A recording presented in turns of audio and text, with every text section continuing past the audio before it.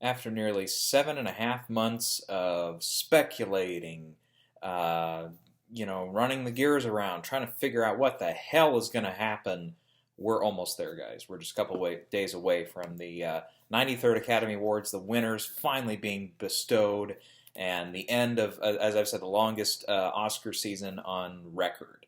So, with that, I think we're going to go ahead, jump into predictions here in just a second. But first, I wanted to quickly kind of run down a little bit of what happened. And they almost always get a little caught up there in the Oscar hullabaloo, whatever.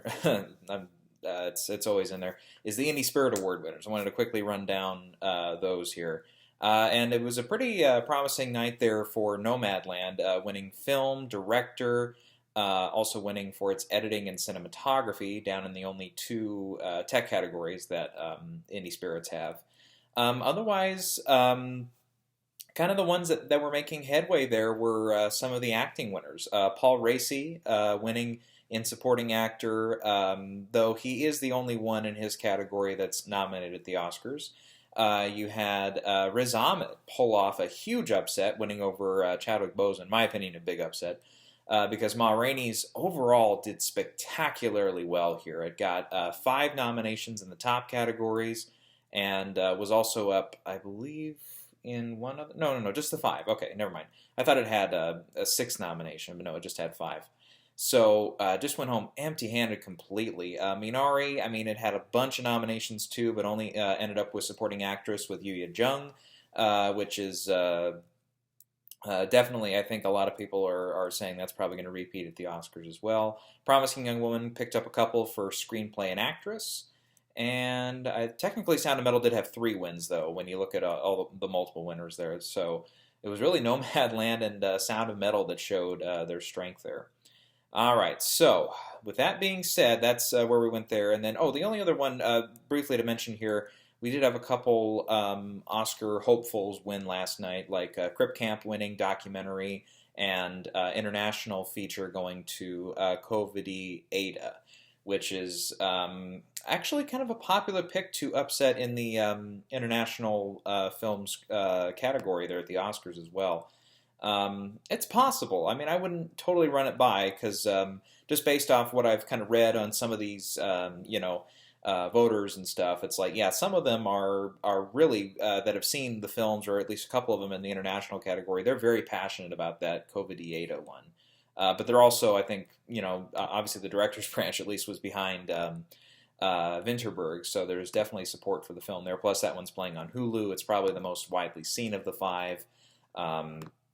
Yeah, obviously we'll get into final predictions here in a minute, but yeah, just really worth noting though. I mean, the Riz Ahmed win really, I think, might shift some momentum here as we go into the final hours here. Obviously, I think I forget what day it was. I think it was like Tuesday or Wednesday. I think Oscar ballots were due. Something. It was somewhere in that neighborhood. I know they're not, counting them that late. I don't think. Actually, I'm going to double check that if I can even find it. Let's see here. Or maybe they're due today. I don't know. 4th, blah, blah, blah, blah, blah. Let me see here. Final ballots conducted online. Yeah, that doesn't tell me when. I need the date. No, it began. Yeah, April 15th was when they started. When were they due? That's what I'm trying to find. Yeah, okay, Tuesday. I had it right. Okay, I was like thinking in my mind. I'm like, wait a minute, it's not today, is it? I'm like, that's a really. I mean, even though it's online and stuff, which is probably for Price Waterhouse Coopers, other than Best Picture, it's probably very easy to tabulate those votes. And obviously, they have time to print up the stuff for the envelopes and all that, but still, yeah, it was. I thought I had read Tuesday or Wednesday, but yeah, Tuesday the 20th was when they were due. So clearly, the winners of the Indie Spirits are not going to sway any votes because they're already in. But I was thinking about it, I'm like, wow, I mean, that really does lend a little bit of an argument toward, okay, is there maybe going to be some infighting between the voters who are passionate about Chadwick and the voters who are passionate about Riz Ahmed, and and all that stuff. And remember, Sound of Metal came through with picture, screenplay. It does have a lot, maybe not a lot, but definitely more support than Ma Rainey's does at the Oscars. So, yeah, we got to keep an eye on that one for sure. And then, yeah, like with Carrie winning, she was, not up against a couple of Oscar nominees like Vanessa Kirby and Andra Day were not here, but Viola and Frances were here, and to see Carrie win against those two, it was pretty good there to for that. But at the same time, she did beat these two at Critics' Choice.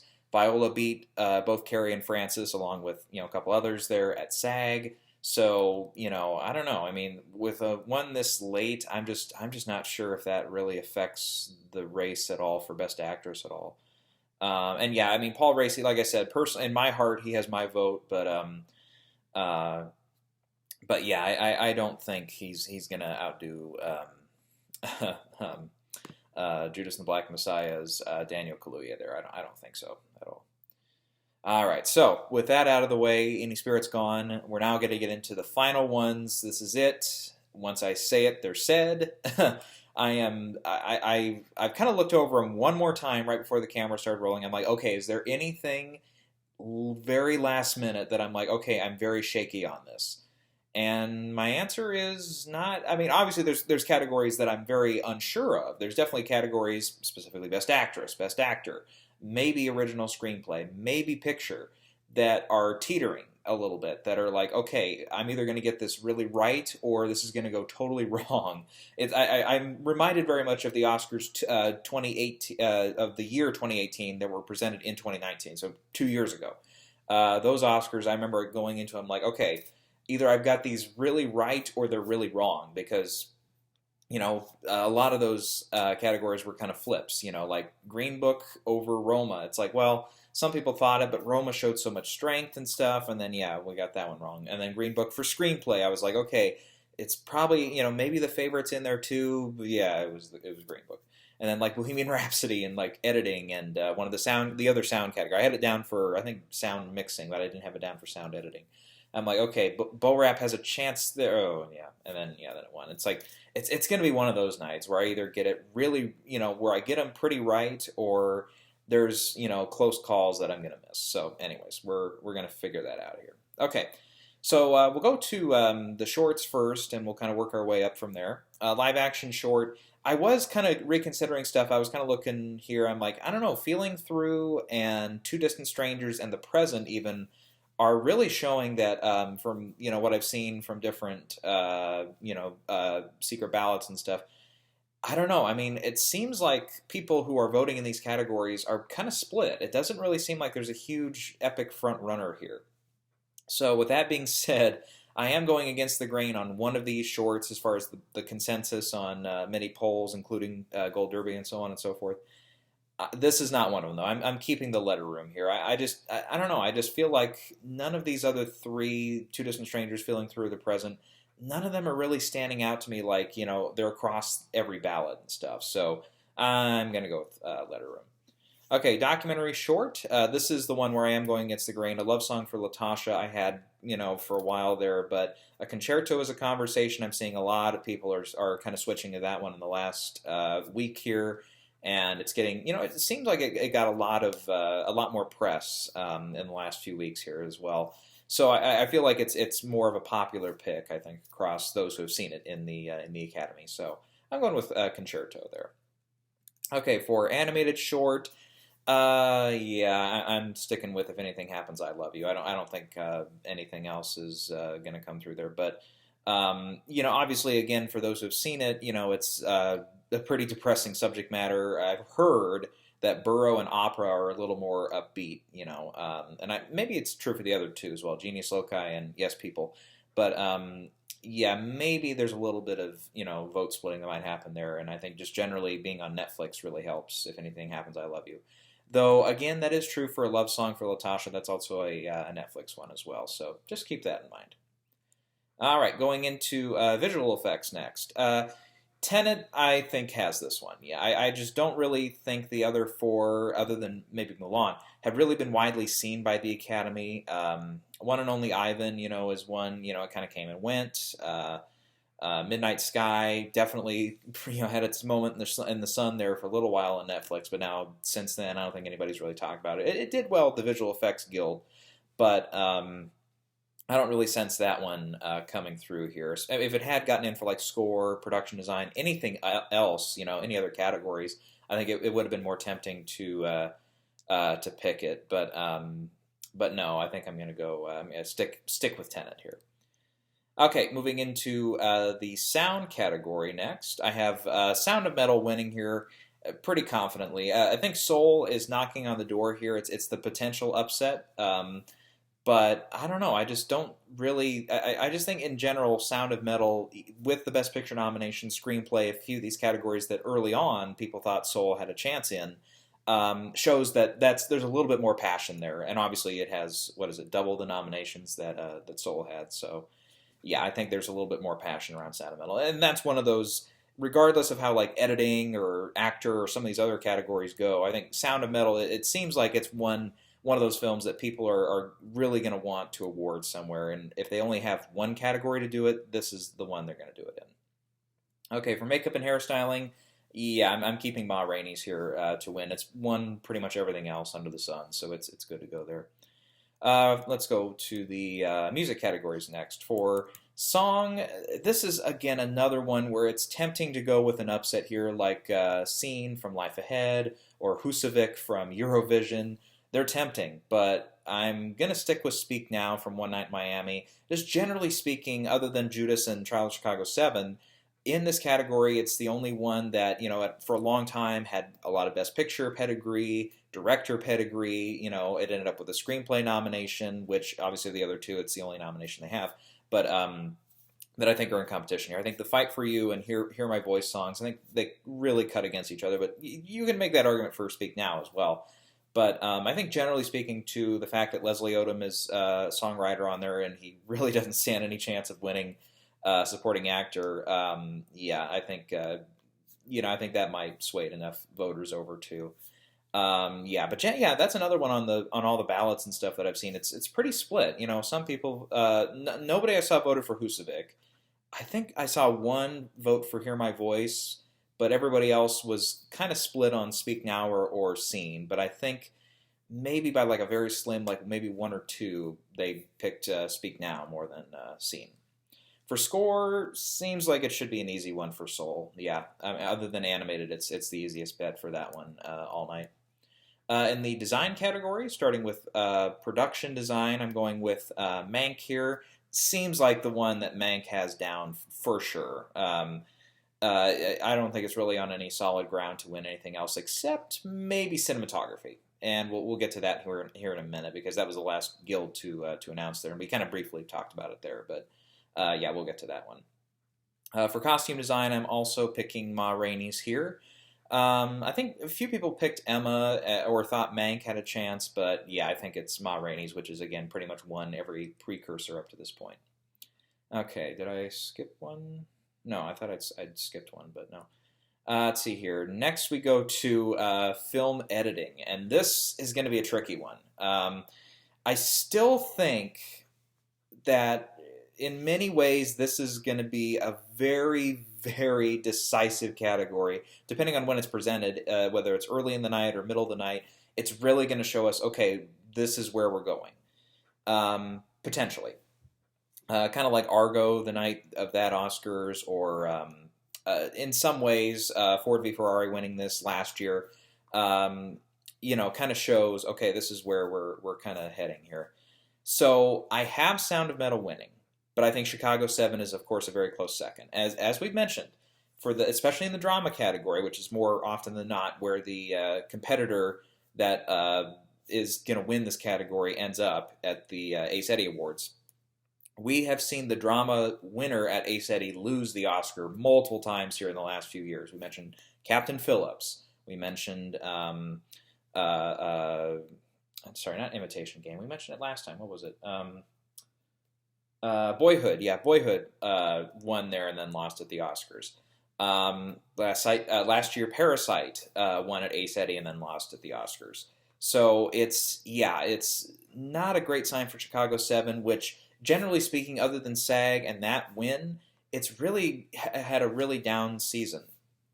And after all the Globe nominations, all the Critics' Choice nominations, and doing pretty well at SAG, there, a lot of us, including myself at the time, thought, okay, this is a chance for Chicago 7 to overcome Nomadland, but it didn't quite happen. And then since then Nomadland has pretty much carried the day.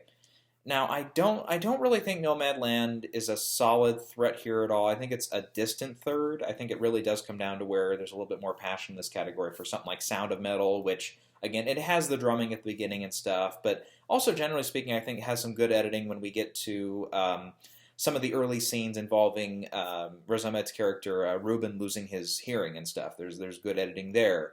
Good editing in the classroom scenes. Very good editing when we get to get to kind of toward the climax of the film there. Even though there's a few more longer takes and stuff or more standard shots, it doesn't go overboard with all the stuff there. It doesn't become way too choppy in a way that Bohemian Rhapsody did. But of course, remember Bohemian Rhapsody won this category, so just keep that in mind as well. But I'm still thinking that this one goes to Sound of Metal. Though I think Chicago 7, again, if it does become our surprise Best Picture winner here, I think editing goes along for the ride and potentially screenplay too. Again, we'll get to that one when we get there. Okay, for cinematography, I am going to stick with Nomadland here. Remember, the Cinematographers Guild is a very, very insular group. Remember that Alfonso Cuarón, the year he was winning everything for Roma, they did not give it to him. They gave it to Cold War, the cinematographer for that. So, in many ways, Nomadland has a cinematographer who's not as well known, whereas Eric, is it Messerschmidt or something? It's something to that effect for his last name. And that's for Mank. Mank won there, but remember, again, like Cold War, it's a black and white film and all that, and they kind of go a little goo-goo for that. So I'm still sticking with Nomadland here, and again, it kind of goes with the Birdman argument there a few years ago, where you have your Best Picture winner, win a tech category there. Okay, so that's the techs. Going into some of the feature categories. International film, I'm sticking with another round, but again, that COVID Ada, it's possible. I mean, I thought about it a little bit because I'm like, okay, what if it's like Pan's Labyrinth? Remember, that one won a bunch of techs that year, got a bunch of nominations. Some people were very pissed off that it didn't get into Best Picture. And then here comes the Oscars, and they're like, okay, well, it's got all these nominations. One place for sure, other than the text, we know it's probably extremely likely to win is international film, or at the time, it was foreign language film. And it didn't win. And it went, I can't remember the film it lost to, but it was like, oh, wow, there were a lot of people that were very, very surprised by that. That was a very, definitely a very big upset there. So, I mean, we could be due for one of those here in this category. Arguably, that could have happened in the last 2 years with Parasite and Roma both being the either the favorite or a very close, favorite to winning Best Picture, or a big, large threat, if not. So, but they did not. They stuck with their guns there. So I'm going to stick with my guns as well and pick another round here and keep with it. And I think, again, as we mentioned, it being the most widely seen of these, arguably, because I forget where COVID Ada ended up. Was that a Netflix one or not? I can't even remember. But yeah, I think it's another round. Documentary feature, I'm also going to stick with my Octopus Teacher here. I don't really think I've seen anything in the last few days that has made me switch my mind, so we're sticking with that one. Same with animated feature, Soul. It's probably got it in the bag, one of the easier picks of the night. Okay, then we get to the Screenplay Prizes. So, for original screenplay, here's actually my thought, though. What's really interesting is I do have Promising Young Woman winning here. It's got the majority of the precursor awards. It's also, it could end up being like Her, where it's like one of the more original screenplays winning, right? And then that happened with Get Out a few years ago as well. And it ended up becoming, those films which had, some support at least in Best Picture. Her maybe lesser so than Get Out. it kind of ended up being the award we can give the film for sure. And I think that's probably the case for Promising Young Woman here. Though, one thing to keep in mind, a lot of the ballots that I've seen, tons of them, have picked Judas and the Black Messiah here. And what's also really interesting is that on a lot of the lists I've seen for Best Picture, none of them have gone with Judas and the Black Messiah as their number one vote. But a lot of them have picked it at number 2 or number 3 or number 4. I don't think I saw one ranked lower than 5th for Judas and the Black Messiah. So watch out. If you want to go, not like kooky, but like if you want to go with your 10% or less chance upset of coming through, look out for Judas and the Black Messiah, because what if it could happen, you know? Look at Green Book, look at 12 Years a Slave, and look at Moonlight. All three won an acting award, picture, and screenplay.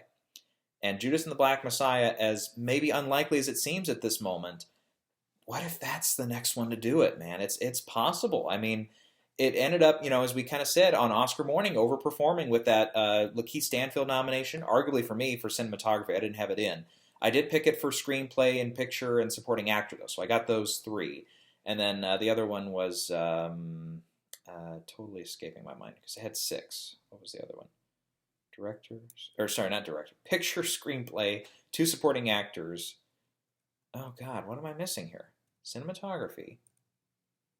What the hell? Okay, let me try this again. Picture, 2 supporting actors, screenplay, cinematography, and where the hell's the 6th one at? Oh, song, of course, song. I'm sorry. Yeah, so the song one I think most of us had, but still, yeah.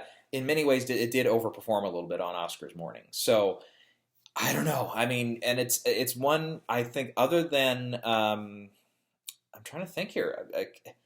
It's weird, because I can't think of last time, because that one has not been like a Best Film nominee anywhere. Not up at SAG Ensemble. I don't think it was on the list for Critics' Choice.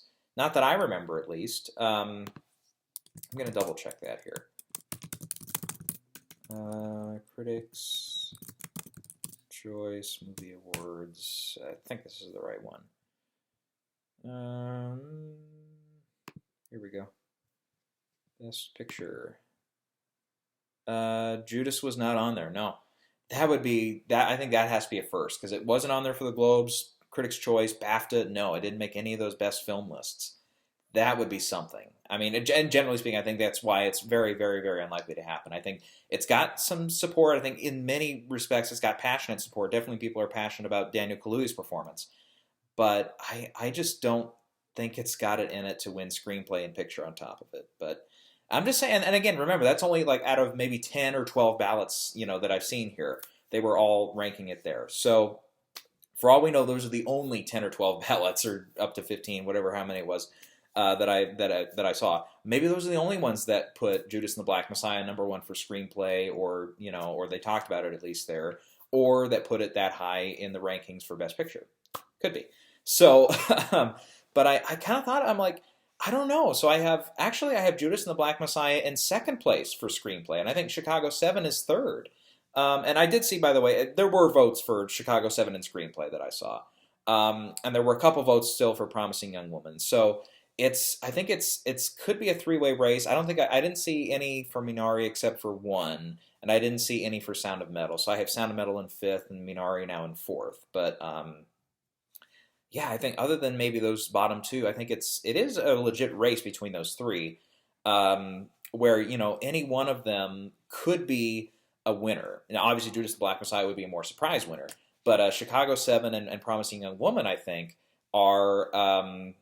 Obviously the more mano a mano ones. And remember one thing, though, about Chicago 7. It did win screenplay at the Globes. Remember, Green Book. Its only screenplay win going into the Oscars was at the Golden Globes. It lost at Critics' Choice, lost at BAFTA, and lost at WGA, just like Chicago 7 did. So keep that in mind. But, though, I will tamper that with one asterisk, though. That year, basically every award show gave it to something different for original screenplay that year. Like 8th Grade won at WGA, didn't end up nominated hardly anywhere else, including the Oscars. BAFTA gave it to who did they give it to? Original that year. The Favorite. Yep, The Favorite. That's right. Critics' Choice gave it to First Reformed, and those are the three. So, whereas all three of those have lined up with Promising Young Woman this year. So yeah, I'm sticking with Promising Young Woman here. Okay, so then for adapted screenplay, yeah, I kind of made a switch in the last video, and I'm sticking with that switch, The Father. Yeah, and I think it's not obvious, though. I think One Night in Miami, I think there's going to be some passionate voters in that category for that. In some ways, even The White Tiger I saw on a couple ballots as people picking that one. But I think White Tiger is very much in the position that the big, or not the Big Short, sorry, the Big Sick was 3 years ago in that original screenplay race, where it's like, oh, it's so good, so glad it's there, but it's probably not going to win. And that one I think was the only non-Best Picture nominee in that category that year, whereas this year it's like only The Father and Nomadland are our Best Picture nominees. And I did see Rotten Tomatoes the last minute they threw out their predictions. They picked a major wild card upset, picking Borat to win in adapted screenplay. Which, I mean, really the biggest connection there, of course, is that it did win a WGA, but again, that's with Nomadland and The Father not in the category, and stuff like that. And it would be, some people have discussed it, and I believe they're correct, the record for most writers winning on a film. And in many ways, it's, a lot of the film is improvised. And there's been some, and I haven't personally read the script for Nomadland or anything, but there's been some more or less, for lack of a better word, accusations that a good amount of dialogue in Nomadland was actually improvised by the non-professional actors, the real-life nomads who were acting in the movie. So, and part of me believes that, though. Part of me believes that, because these are, weathered people, and I mean that in the best way possible. Like, they're experienced people. They've been on the road like their characters have been in the film. So, goes without saying, they're gonna say some stuff that you're gonna pick up on, and you're gonna say, whether it's Chloe in the editing room or even on set, is gonna say, "Wow, yeah, that fits in the movie." Yeah, there you go. So, yeah, so I mean, I don't know how widespread that is, and I don't know how factual that is, but part of me believes it, and part of me thinks, well, there's maybe some voters who might take that into consideration, specifically those in the writing branch. And remember, it's not just the writing branch that decides this; it's the whole Academy. So, yeah, we'll have to see there. But remember, too, that this is the one spot where I don't have the Birdman effect fully repeating here, because Birdman did win for screenplay, and I would say small upset there. That's one I look back on the night of, and I was like, oh, I should have had that one. Because Birdman did, it picked up screenplay, I believe, if I remember right, at the Globes and stuff like that. It had some precursors there. And Nomadland, really the only precursor it has is the Critics' Choice win, but that's with, movies like The Father really underperforming there, and I guess they just didn't like One Night in Miami enough. There wasn't enough passion for that film at Critics' Choice, even though that one did have like director, picture, stuff like that there. But yeah, The Father, like we mentioned last time, it's got more memorable dialogue other than maybe a couple things in Nomadland, and and I think a lot of people are going to pick it there. Okay, for the acting races, we'll start with the two easier ones. And I say that, again, with that emphasis there. The right emphasis on the correct syllable and all that. Yoo Jung, I think, is our winner for supporting actress. I'm not going to go with Glenn Close in the last minute. It was something I thought about a little bit, because I did see a couple ballots that said a lot of people like Glenn Close and have that feeling of, we just got to give it to her.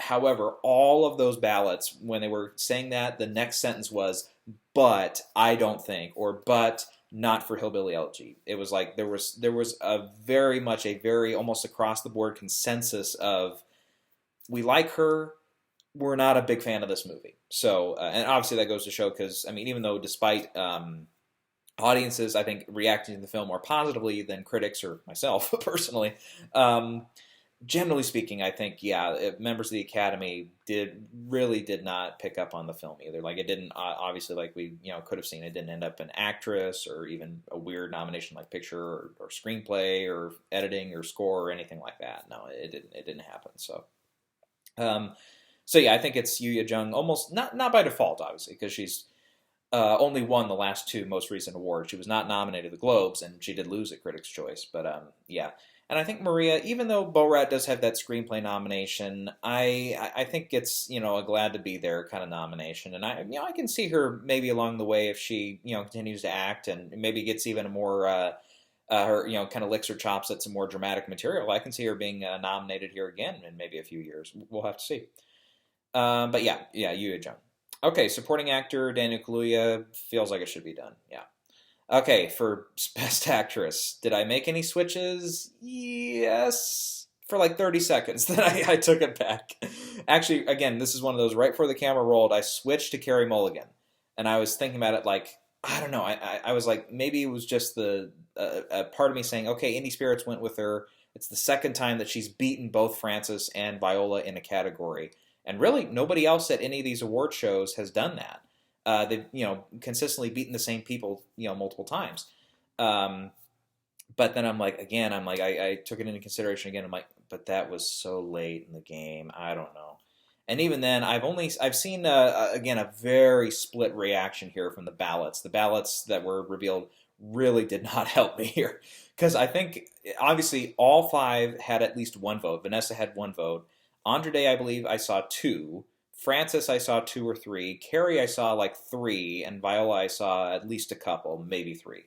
It was very, very, very split between those four. And I think again, like most of us have been saying here in the last week or week and a half here, or maybe 2 weeks since BAFTA, where Vanessa did lose. I had her kind of not. I didn't have her winning, but I thought she actually stood a good chance of upsetting. Since then, I think we've all been okay. It's down to these four. And part of me was also tempted to switch to Frances just because Nomadland, and I'm like, I can see that one winning four, and I was like, I don't know. I think if it could come through, it could win the same four that it did at BAFTA, and that's picture, director, actress, and cinematography, and it could just full on repeat there, and then it gets its four wins the way that Parasite had four wins last year, the way that Shape of Water had four wins 3 years ago, the way that Birdman had four wins. And I'm like, I don't know. I just don't know because then we've had like in other years, Argo won three, 12 Years a Slave won three, Spotlight won two, Green Book won three. So it's like three is still a good number. So I don't know. I just don't think Nomadland is going to push it to four. I think even though I'm going to make an argument here in a minute that'll help Nomadland in picture and stuff. I don't see that argument happening for Frances. So I am sticking with Viola Davis, and at this point, I have all three of these acting categories going to people of color, which is the first time that's ever going to happen in Oscar history. I had it predicted to happen in 2016. Technically 2017, but the year of 2016, the films of that year, I had Denzel, Viola, and Mahershala Ali all winning. So that was the closest I think we've come to having more than two people be people of color winning in the acting categories there. Anyways, so yeah, I still though I'm sticking with Viola. I think again, she's a very popular actress. It's a performance that nobody has really criticized that heavily. Some people I think are a little critical of it because it's pretty much a supporting role in a lead. Which doesn't really happen all that often, but I think it's one where I think enough voters are going to let it slide. There's definitely some voters that, like one of the ballots I saw said, I'm not voting for her because it's a supporting role, and this is Best Actress in a leading role. So they were very adamant about that. But and I think they went with Frances, if I remember right, but I can't remember. But who's in like every shot of Nomadland? So yeah, you get kind of a polar opposite there. But still. And I think Ma Rainey's. I think it winning at least three, maybe four, with Best Actor. I think it's one to do it there. So yeah, that's my story, and I'm sticking to it. Okay, then for Best Actor. So I hate to say it in many ways, but I did switch. It's Anthony Hopkins. I have it as Anthony Hopkins. I'm going for an upset here, and this is I switched actually before Independent Spirit Awards because I was gonna and after the vote last night I was like, wow. I said I was kind of tempted. I was like maybe I should just go back and stick with Chadwick. And then, Twitterverse and all that is happy with 4 very diverse, people of color winning in the 4 acting categories. First time that's happened, blah, blah, blah. And I'm like, I don't know, though. I just think, here's one thing. Obviously, Anthony Hopkins winning at BAFTA was the start of the momentum.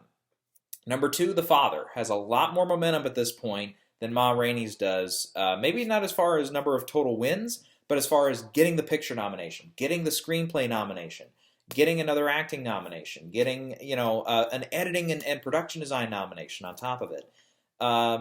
It being widely seen right before, not right before, but in the couple of weeks before voting began. And then think about this. 2 other factors that kind of came into my mind late after I shot the last video there. Number 1, every year we have seen the Academy branching out its voters more and more international. So that does include a lot more European voters, a lot more voters from Asia, a lot more voters who maybe are more sticking with a flair of somebody like Anthony Hopkins. So maybe some of those international voters are going to come through for him. And number 2, I got to point a little bit at least to that Independent Spirit win by Riz Ahmed, which shows that with Chadwick in the same category, without Anthony Hopkins there, it doesn't mean that Chadwick's just going to win automatically. No, with actually, and he had Stephen Yeun also nominated at Critics' Choice as well, or sorry, at Indie Spirits as well. So out of the 3, it's like they went with Riz and that were up at the Oscars. I mean, the 3 that were nominated in both places. So that really in the last 36 hours or so, whatever, has really shown. Okay, wow, that means that there's, or not quite, sorry, in the last 18 hours, whatever it's been, since the winners were announced.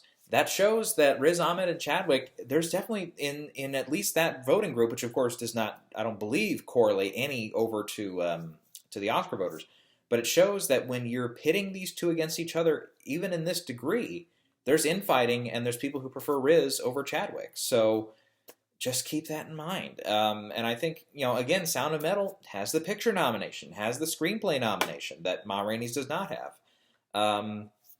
So, and generally, yeah, I think Sound of Metal does have quite a bit of rooting factor to it. I don't think, obviously not enough to win Best Picture or anything, or even take screenplay, or not even supporting actor or anything, but it's got passion there, and I think that passion, will probably end up being in the editing and the sound category.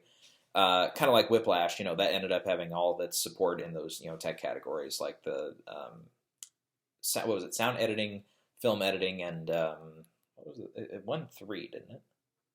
Because it won 3 out of its 5, if I remember right. Film editing, I cannot remember what that third one was, but it was, maybe it'll come to me later. It didn't win both sound categories. Not that I remember. Oh boy. It didn't win score. Oh shit. I can't remember now. Maybe it was just the 2. Okay, whatever. It's not relevant. Yeah, well, that's another conversation for another time. Yeah, I think Anthony Hopkins will win it. Plus, I saw him on enough ballots. There were definitely, I think the majority of ballots that I saw did vote for Chadwick. Riz Ahmed had a couple votes, and Anthony Hopkins had the rest. I didn't see any votes for Gary or for Stephen Yeun, but I saw a lot of those ballots, and the comments they made. It really pointed toward, look, Anthony Hopkins. A lot of people in the Academy love this performance. A lot of voters in the Academy think this is his best. They think this is the one. A lot of people say, "Oh, Chadwick's going to win," but the favorite, the one that people like the most is Anthony Hopkins. So I mean, that screams to me Olivia Colman 2 years ago. That just screams it to me, and I'm like, I think I saw just enough of that, and there was just enough of the other stuff going on. I'm like, I hate to do it to Chadwick, and I think in my heart you have my vote absolutely, and I think you're going to have a lot of votes, buddy, on Oscar night. But I got to call for the upset there. I got to go Anthony Hopkins. So it's really tough. I mean, it's tough to decide that, but yeah, I think it is Anthony Hopkins there. Okay, that just leaves director picture, and director, I think we all know Chloe Zhao. Thomas Vinterberg though. One thing though, I want to say. We all season have not really, since Chloe has started dominating here, nobody has mentioned, well, who could beat her? Who's in second place? I don't think I've even mentioned it since then. I think the second place is actually Thomas Vinterberg, who I saw one vote for Thomas Vinterberg among the ballots. I think there was one vote for David Fincher. I think there was at least one vote for Lee Isaac Chung. I don't think I saw any for Emerald Fennell, but the rest were Chloe.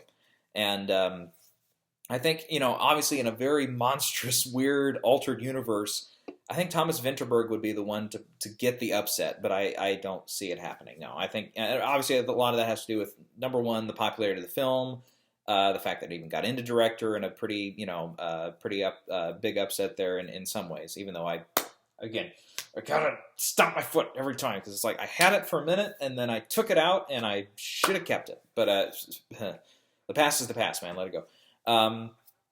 But I think, I think also the fact that he had a lot of emotional turmoil going on behind the scenes of the film with him losing a daughter. I think some voters are sympathetic to that. So obviously, I don't think enough to overwhelm Chloe's lead here, but still, I think just for fun argument's sake, I think the one that's in second place is actually Thomas Vinterberg. But yeah. Then picture. Yeah, I just, again, like we've made the argument here in the past few weeks, I don't see Chicago 7, Minari, Promising Young Woman, Sound of Metal, or even Judas and the Black Messiah getting enough momentum here to win over Nomadland. I just don't think they're that any one of those are a very clear alternative. The way Green Book looked, at least peripherally, like the one that could upset. It's like nobody else really in that year was calling for anything else to really upset that year. Nobody was calling for Vice to upset. Nobody was calling for, I can't even remember what was in most people's third place that year. I don't think it was Vice. Bo Rap, for example. Nobody was calling Bo Rap to win for Best Picture. But yeah, there were a couple that picked Green Book. Even back in Moonlight, that year when there was in the last stretch there, at least a little bit of an aroma. It was definitely a stench out in Los Angeles and New York. But at least an aroma of, okay, maybe La La Land doesn't have as secure a lead as we think, and Moonlight, I think for many people did become that alternative. And the fact that it had the Globe win, a WGA win, was a good sign for it, at least. And then it obviously, again, after the votes were in, but when we got to Indie Spirits, Moonlight dominated. It won, I think, every category it was up for, except for maybe one. But it was like it won everything, swept. So, I don't know. I just don't sense that much passion around the other films, enough passion to overwin it. Minari has the big heart. It's one of those films, but like I saw on a couple ballots there, it seems like a very small movie and all that.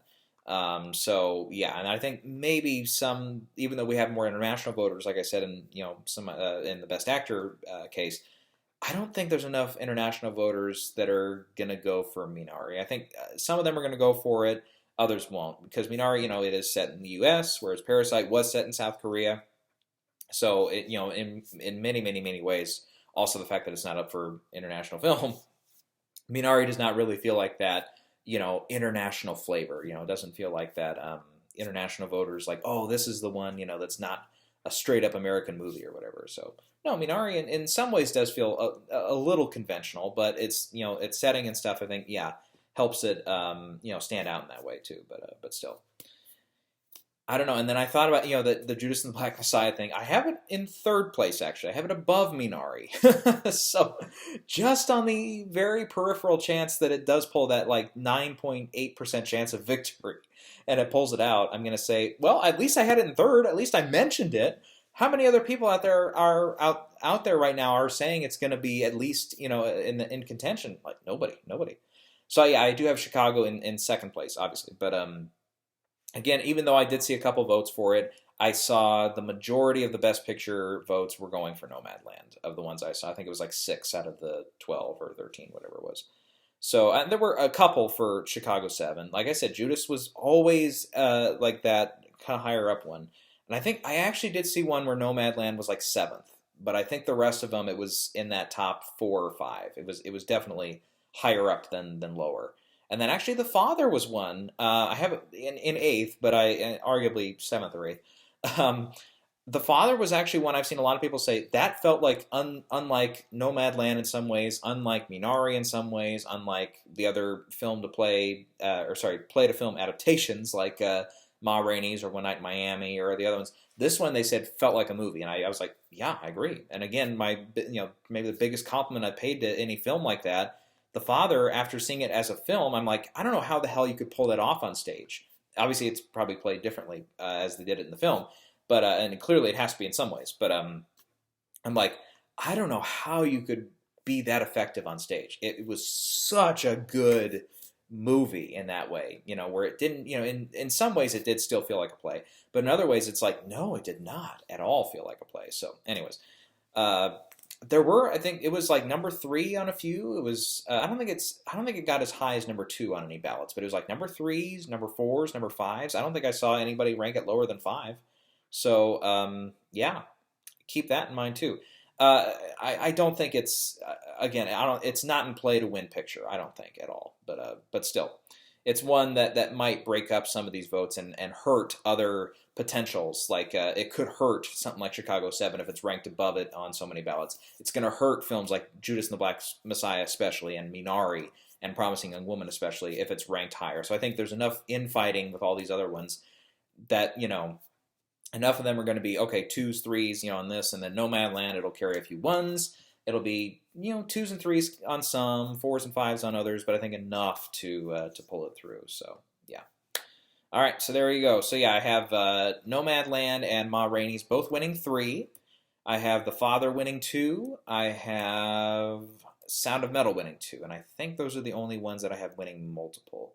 Again, the days of the big sweeps are over at the Oscars. The 11 out of 11 for Return of the King, or the 11 out of 14 for Titanic and all that. I think those days are behind us. Not to say they're never going to come again, but I think they're distant. Not distant. But they're a memory now. And by the way, I don't want to read any articles on Monday or Tuesday that says Nomadland sweeps if it wins 4. 4 out of its 6 is not a sweep. That's okay. It wins a majority of its nominations, sure, but that's not a sweep. A sweep is like if it wins 5 out of 6, or if it does somehow win all 6 of its categories. If Francis comes through and the editing comes through as well, and the screenplay too. But yeah, I don't think so. That would be a sweep, but no.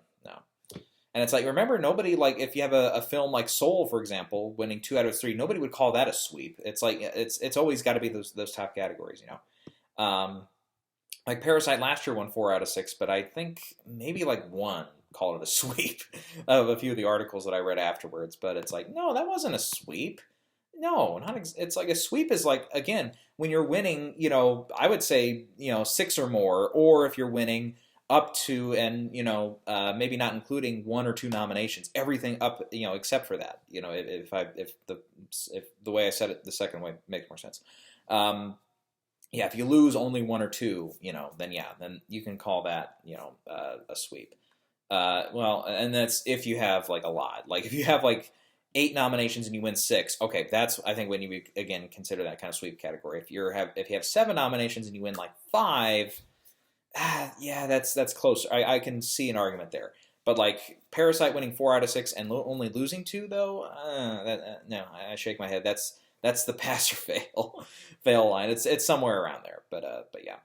All right, so I'm gonna shut up now and hope to God that some of these come through.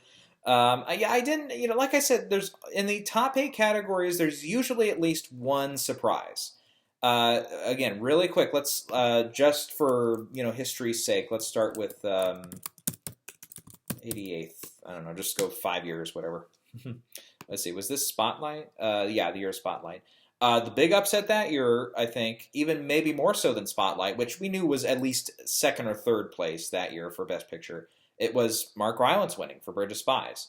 2016, obviously, Moonlight winning for Picture over La La Land.